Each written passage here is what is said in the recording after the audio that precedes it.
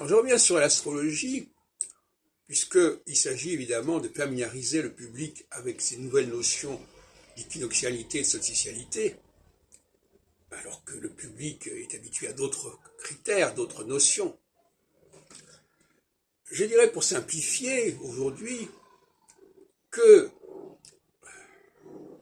l'équinoxialité correspond à une forme de faiblesse de la part des dirigeants. En période d'équinoxialité, les dirigeants fléchissent. Les dirigeants appellent à l'aide, en quelque sorte. Et qui est-ce qu'ils appellent à l'aide? Ils appellent à l'aide le peuple, ou ils appellent à l'aide des alliés, enfin, ils appellent à l'aide quelque chose auquel ils n'avaient pas appelé à l'aide auparavant, quand ils étaient en phase solsticiale pleine et entière. Donc, au niveau, par exemple, des relations personnelles entre les hommes et les femmes, par exemple, eh bien, la phase solsticiale favorise la rupture et la phase équinoxiale favorise la réconciliation.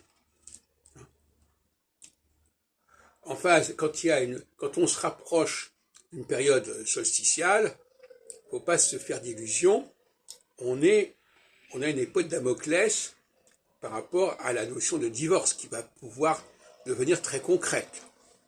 Et inversement, quand on approche du commencement d'une phase équinoxiale, il faut s'attendre à des phénomènes de réconciliation, de retrouvailles, parce que le poids de la rupture opérée en phase solsticiale est trop lourd à porter, et par conséquent, il y a un sentiment de culpabilité par rapport aux actions solsticiales dont va profiter la phase équinoxiale.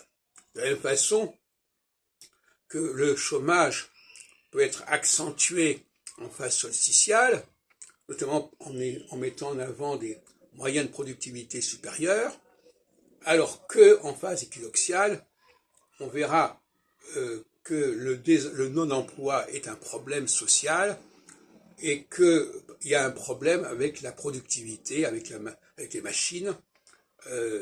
Les machines sont malvenues parce qu'elles tuent le travail, elles tuent l'emploi.